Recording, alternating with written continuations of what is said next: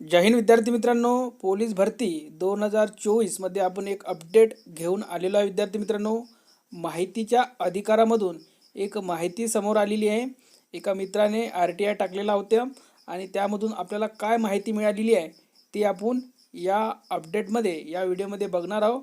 या घटकातील जागा किती रिक्त आहे आणि भरती नेमकी कधी निघणार आहे, या घटकामध्ये नेमक्या जागा किती आहे आणि रिक्त पद नेमके किती आहे ते आपण बघणार आहोत. तर पहा विद्यार्थी मित्रांनो, पोलीस आयुक्त पिंपरी चिंचवड यांचे कार्यालय 19/1/2024 हे आहे. माहितीच्या अधिकारामधून उत्तर आलेलं पिंपरी चिंचवड आणि यामध्ये विषय बघू शकता, माहितीचा अधिकार अधिनियम 2005 अंतर्गत अर्जाची माहिती पुरवले बाबत. आणि इथे बघू शकता, महोदय आपले माहितीचा अधिकार अर्जाची माहिती अधिकार अधिनियम 2005 अन्वये चे कलम 7(1) अन्वय संदर्भ क्रमांक 1 ची माहिती आपणास खालीलप्रमाणे माहिती पुरवण्यात येत आहे.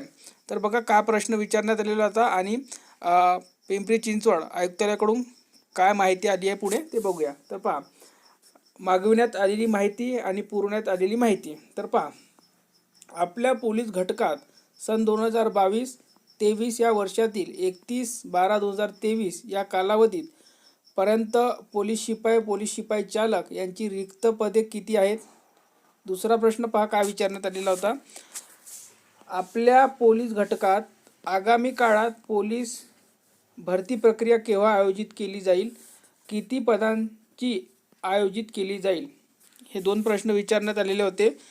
तर बघा याचं उत्तर काय देण्यात आलेलं आहे, प्रस्तुत प्रकरणी सादर करण्यात येते की आपण मागणी केलेली माहिती मधील पोलीस भरती प्रसिद्ध करण्याबाबत शासनाकडून अद्याप कोणतेही आदेश झालेले नाही आहे.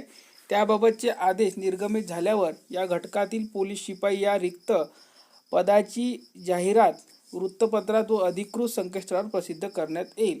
तर पहा, अजूनपर्यंत शासनाकडून अधिकृत असे काही यांना संकेत आलेले नाही आहे म्हणते, किंवा आदेश आलेले नाही आहे की भरती या तारखेला घ्यायची आहे किंवा इतक्या रिक्त जागाची भरती घ्यायची आहे.